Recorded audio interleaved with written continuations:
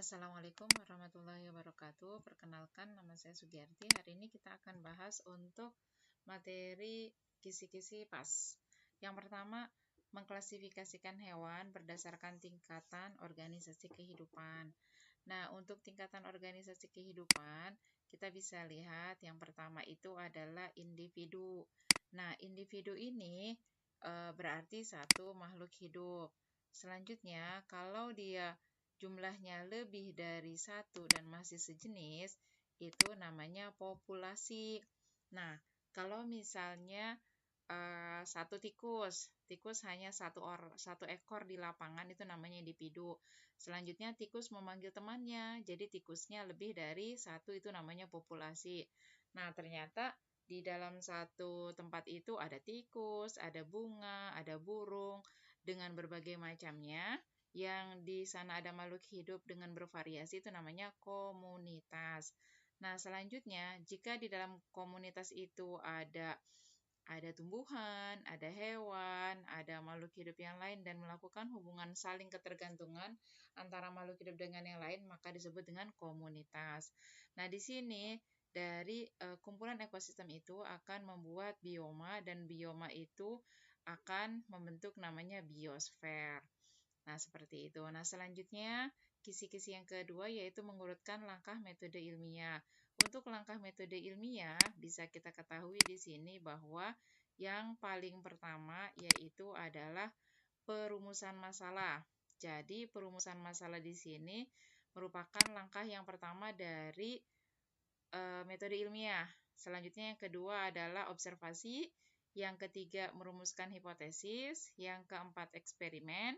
Yang kelima, analisa data. Yang keenam, publikasi. Jadi, kalau disingkat namanya ROMEAP, rumusan masalah, O-nya observasi, M-nya merumuskan hipotesis, E-nya eksperimen, A-nya analisis data, dan P, publikasi.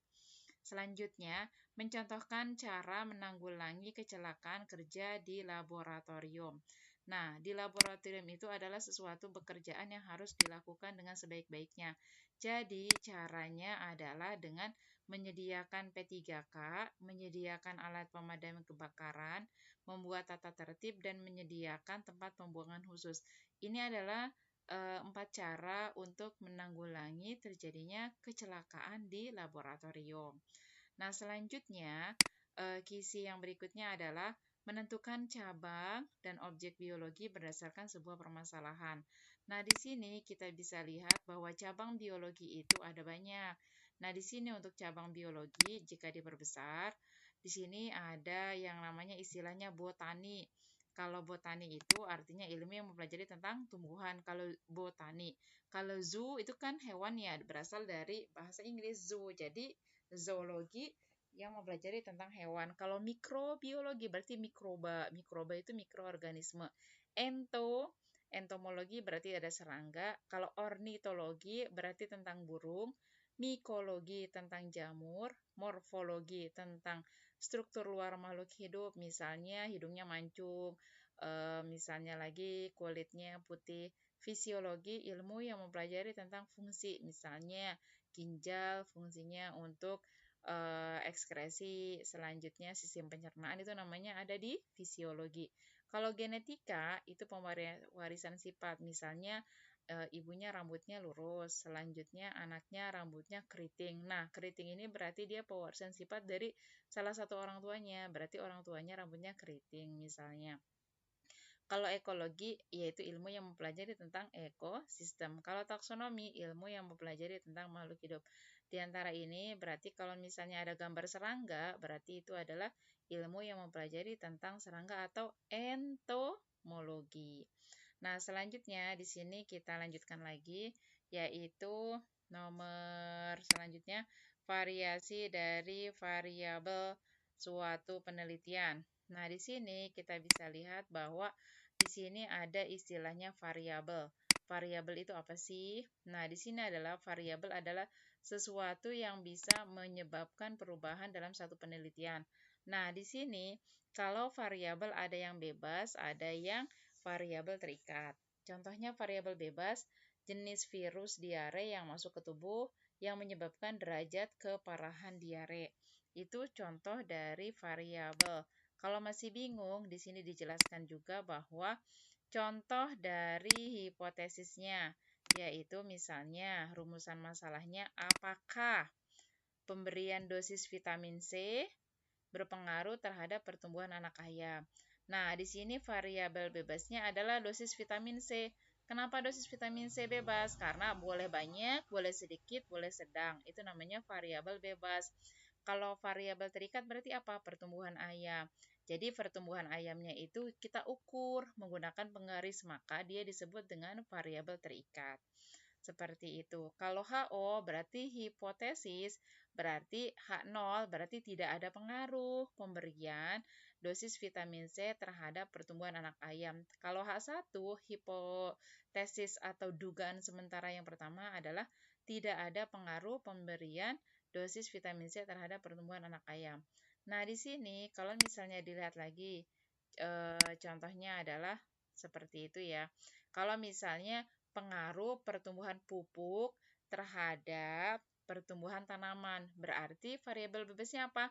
Pupuk, karena pupuk bisa bisa sedikit, bisa atau tidak sama sekali. Nah, variabel terikatnya apa? Yaitu pertumbuhan tanaman. Nah, selanjutnya kita lanjut. Menentukan tanaman yang masuk ke dalam keanekaragaman jenis gen. Nah, di sini tadi untuk contohnya misalnya kalau ada kasus seperti ini, perhatikan nama jenis tanaman berikut. Misalnya ada lili, ada seledri, lidah buaya, lidah mertua, bawang putih. Nah, kalau keanekaragaman jenis berarti dia jenisnya yang berbeda tapi masih dalam satu famili. Nah, misalnya di sini ada lili. Selanjutnya nomor 3 adalah lidah buaya dan bawang putih. Itu masih ke dalam satu keanekaragaman tingkat jenis. Atau misalnya keanekaragaman tingkat jenis, misalnya ada kelapa, kelapa hijau, kelapa hibrida, kelapa kopior. Nah, satu lagi keanekaragaman jenisnya adalah kelapa, yaitu kelapa sawit. Kenapa? Karena dia ada permukaan luar yang berbeda. Kalau kelapa sawit kan kecil-kecil dan bentuknya beda. Berarti itu keanekaragaman jenis. Kalau keanekaragaman gen, contohnya apa? Misalnya ada mawar merah, mawar putih, mawar pink, itu namanya keanekaragaman tingkat gen. Nah, di sini kita lihat lagi kisi-kisi yang berikutnya. Memecahkan cara pemanfaatan hutan tropis. Nah, di sini contohnya misalnya kalau ada kasus seperti ini. Hutan hujan tropis merupakan habitat yang paling banyak menyimpan keanekaragaman hayati. Jenis hutan ini banyak terdapat di Indonesia. Cara pemanfaatan hutan tropis yang tepat adalah dengan menjaga dengan cara metode tebang pilih. Karena dengan metode tebang pilih, maka kanopi dari hutan hujan tropis tetap tinggi. Tahu kan tebang pilih? Artinya pohon yang besar yang ditebang. Nanti kalau misalnya sudah ada pohon penggantinya, baru pohon besarnya ditebang. Itu namanya tebang pilih. Jadi tidak semua pohon ditebang. Nah, selanjutnya menyelidiki hewan pada zona Asia. Nah, di sini kita bisa lihat lagi untuk zona hewan Asia, misalnya contohnya kayak gini nih. Ada berbagai macam gambar. Nah, untuk penyebaran zona Asia, di sini kita bisa lihat, yaitu gambar nomor 1. 1 berarti apa tuh? Gajah. Nomor 2 singa. Dan nomor 4 adalah burung ya. Nah, seperti itu, burung ini.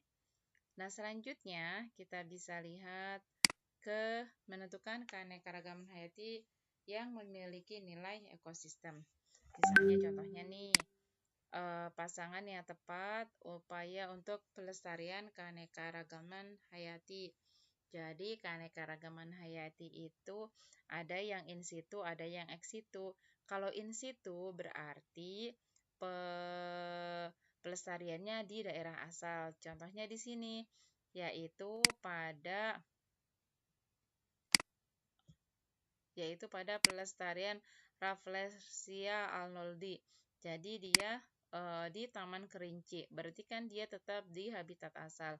Kalau yang ex situ misalnya pelestarian Rafflesia arnoldi, tapi ada di Kebun Raya Bogor. Kan tempatnya berbeda tuh dari yang asalnya.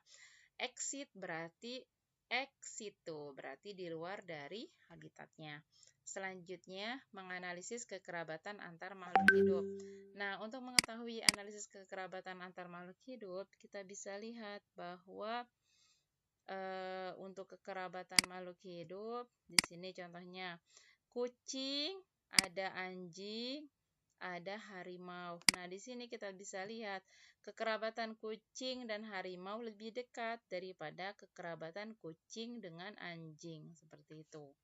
Nah, selanjutnya, kalau menentukan keanekaragaman hayati yang memiliki nilai ekologis, di sini misalnya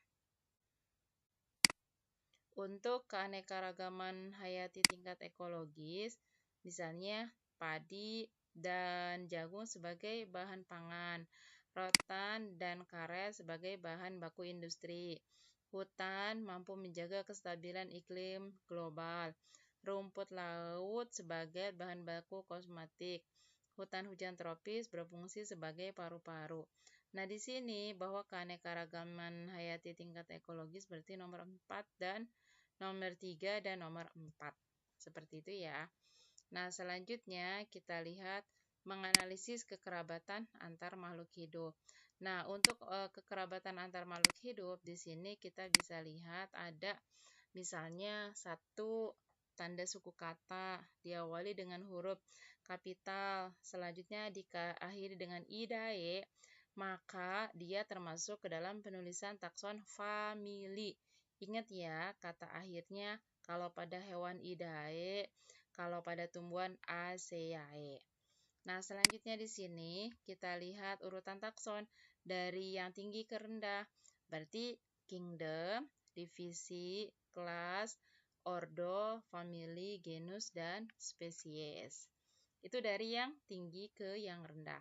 Selanjutnya, di sini kita bisa lihat bahwa sifat pada virus. Nah, di sini kita lihat pada sifat virus yaitu terdiri dari satu sel, dapat membentuk kristal, memiliki sifat selalu merugikan, tubuh tersusun dari DNA, hanya dapat berkembang biak dengan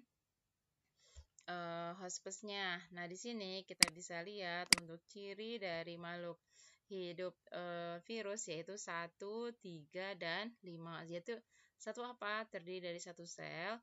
Nomor 3 memiliki sifat selalu merugikan.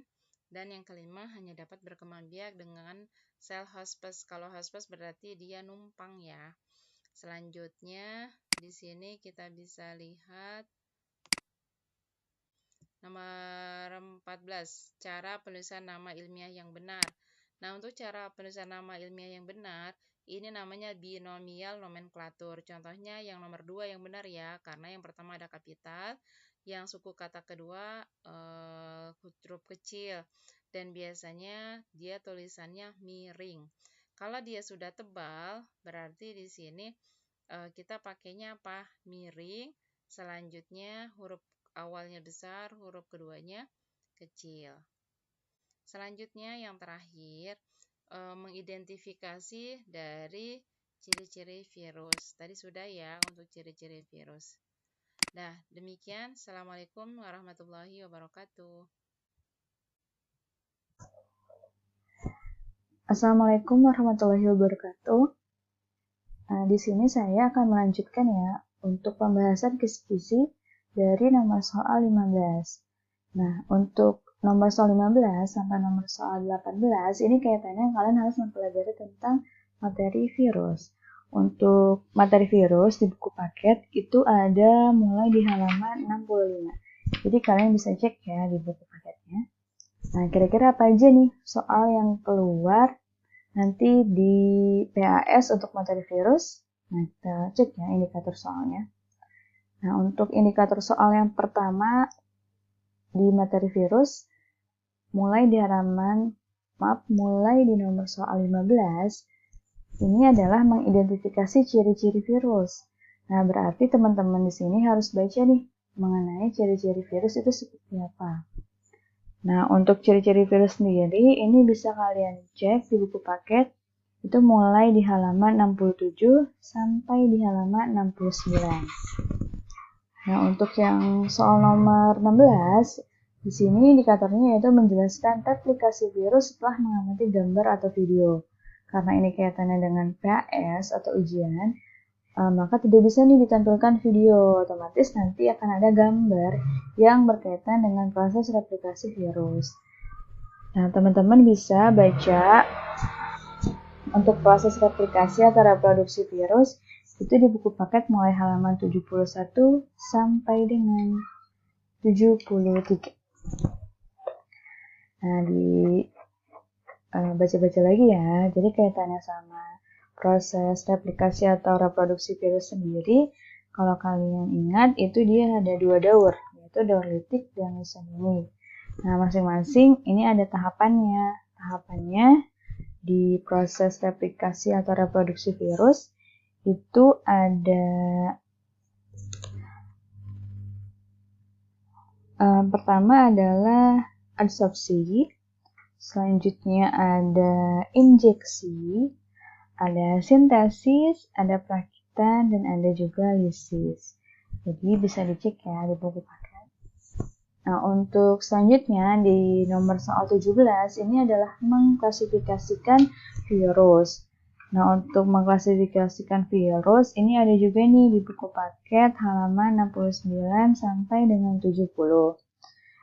Tapi terkait dengan soal ini kalian tolong cek ya klasifikasi virus itu di rangkuman yang saya buat. Jadi nanti saya akan melampirkan rangkuman untuk 1 semester. Jadi dimulai dari materi ruang lingkup biologi sampai terakhir nanti ada materi tentang fungi.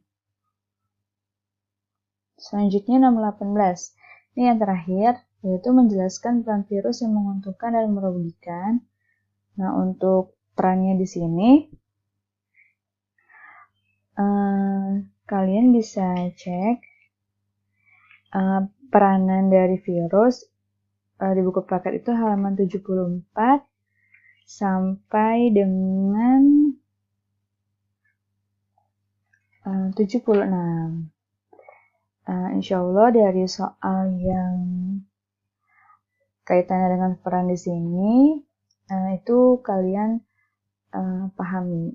Insya Allah teman-teman bisa menjawabnya dengan baik. Itu adalah indikator soal untuk materi virus. Sekali lagi ada 4 soal. Jadi saya harapkan semuanya itu bisa maksimal ya untuk baca buku paket, dan nanti ada juga untuk yang klasifikasinya tolong dicek di rangkuman yang nanti akan saya lampirkan di belajar. Oke, kita lanjut ya. Untuk nomor soal 19 sampai nomor soal 22. Nah, ini kaitannya dengan soal Kingdom Monera. Nah, untuk Kingdom Monera sendiri sama nih dengan sama dengan virus, yang keluar soalnya ada 4 soal. Nah, indikator soalnya apa aja? Yang pertama yaitu membedakan ciri-ciri eubacteria dan archaebacteria. Nah, untuk ciri-ciri dari eubacteria dan archaebacteria ini tolong dicek ya. Kaitannya dengan ciri-ciri di Kingdom Monera seperti apa. Jadi kalau misalnya kaitannya dengan selnya nih, kalau Kingdom Monera ini dia udah masuk ke sel yang prokaryotik. Jadi dia sel yang belum memiliki membran inti. Kalau tadi di virus, dia kaitannya masih dikatakan aseluler. Kenapa? Karena dia belum termasuk nih ke dalam sel prokaryotik ataupun sel eukaryotik. Tapi untuk Monera sendiri, dia sudah masuk ke dalam sel yang prokaryotik atau yang tidak memiliki membran inti. Nah, selanjutnya untuk nomor 20, di sini adalah menjelaskan tipe bakteri. Kalian bisa cek untuk tipe bakteri sendiri, ini ada di buku paket. Itu kaitannya tipe bakteri di sini berdasarkan jumlah dan letak flagellanya. Jadi itu ada di halaman 86. Nah, teman-teman bisa baca. Selain di buku paket, untuk tipe bakteri saya lampirkan juga ada di rangkuman. Selanjutnya yang nomor 21 ada menjelaskan cara perkembangbiakan bakteri. Nah, untuk perkembangbiakan bakteri sendiri, di sini kaitannya nanti ada gambar nih. Nah, untuk proses reproduksi bakteri, kalau di buku paket kalian bisa cek di halaman 89 sampai dengan 90. Nah, yang terakhir yaitu menjelaskan berbagai peranan bakteri yang menguntungkan atau merugikan dalam kehidupan. Nah, kaitannya di sini untuk peranan, sebentar ya, saya cek terlebih dahulu.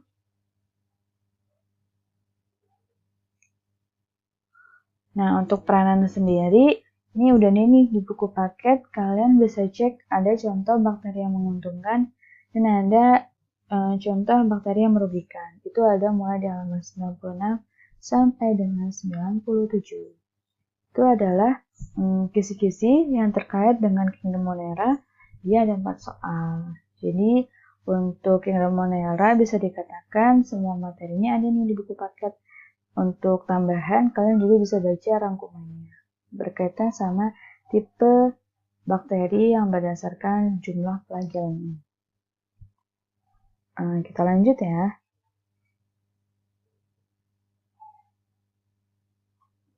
Oke, kita lanjut. Nah, ini adalah kaitan kisi-kisi untuk Kingdom Protista. Kingdom Protista sendiri di sini ada 4 soal juga, dimulai dari soal nomor 23 sampai 26. Nah, pertama adalah mengenali protista berdasarkan ciri-ciri morfologinya. Nah, kalau misalnya tadi kita udah bahas mengenai ciri-ciri Kingdom Monera yang masih prokaryotik, nah untuk protista sendiri di sini sudah eukaryotik. Untuk ciri-ciri lainnya kalian bisa baca lagi ya di bukunya. Nah, untuk materi protista ini bisa kalian cek mulai di halaman 103. Nah, selanjutnya nomor 24 ada membedakan organisme protista, yaitu ada yang mirip jamur, mirip tumbuhan, mirip hewan. Ini berdasarkan pengamatan. Nah, ini kalian bisa cek masing-masing ciri-ciri dari protista yang ada, yang terbagi menjadi 3, yaitu mirip jamur, mirip tumbuhan, dan mirip hewan. Nah, yang selanjutnya ada menjelaskan dasar pengelompokan organisme protista mirip jamur, mirip tumbuhan, dan mirip hewan. Nah, ini kan banyak ya dasar pengelompokan kalau dibahas mengenai organisme protista. Oleh karena itu, saya akan kasih lebih spesifik. Kalian coba baca yang berkaitan dengan pengelompokan protista itu yang mirip hewan atau protozoanya. Nah, untuk selanjutnya yang terakhir ada menjelaskan cara-cara perkembangbiakan organisme protista.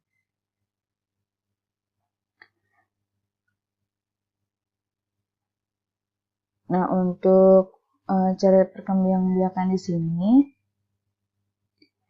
itu kalian bisa cek di buku paket.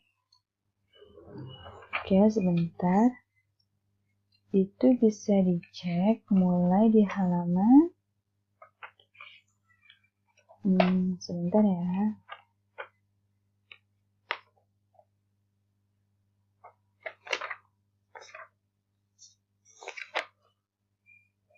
Nah, ini nih. Ini bisa mulai di halaman 109. Ini kaitannya dia perkembangan organisme protista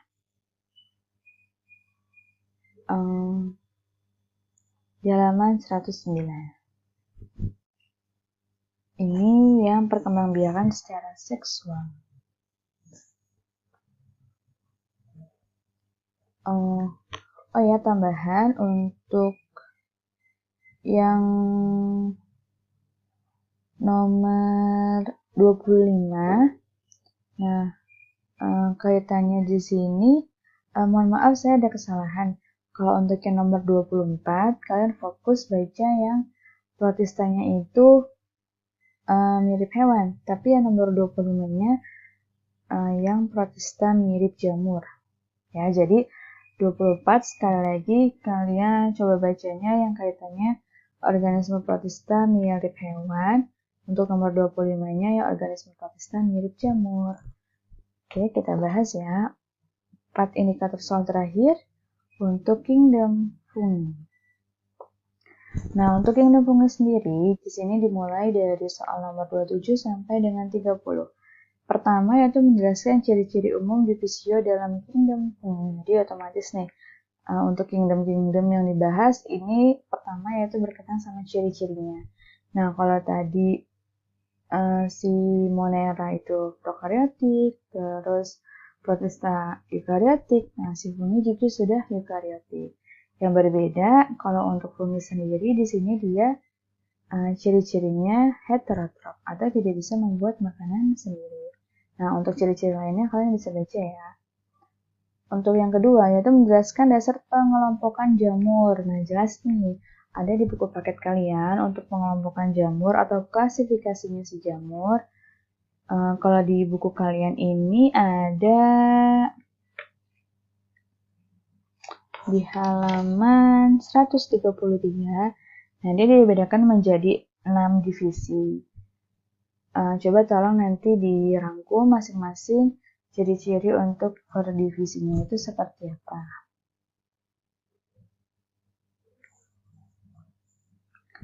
Nah, untuk nomor 28 di sini, coba lebih teliti lagi berkaitan sama contoh jamur di masing-masing divisinya ya. Nah, untuk yang ketiga, ada menggambarkan struktur tubuh jamur dari berbagai golongan. Nah, untuk menggambarkan di sini, karena agak sulit ya, jadi justru nanti saya akan menampilkan gambar. Nah, kalian harus tahu tuh, itu gambar itu kaitannya dengan jamur dari divisi mana.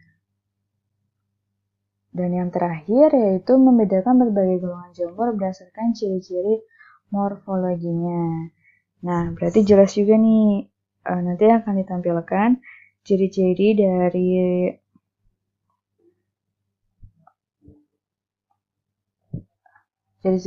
salah satu divisi. Nah, kalian diminta mengetahui itu contohnya jamur apa. Jadi sekali lagi kaitannya sama jamur, pertama kalian harus tahu ciri-ciri, terus ciri-ciri secara umumnya terlebih dahulu, selanjutnya ciri-ciri, gambar, dan nama untuk masing-masing divisi dari jamur. Mungkin itu saja kaitannya sama kisi-kisi yang saya sampaikan. Saya berharap teman-teman semua di sini bisa semangat ya belajarnya. Ingat, dengan usaha maksimal, insya Allah kalian akan mendapatkan nilai maksimal. Jangan putus asa, terus berjuang, semoga mendapatkan nilai terbaik untuk semua mata pelajaran. Semangat!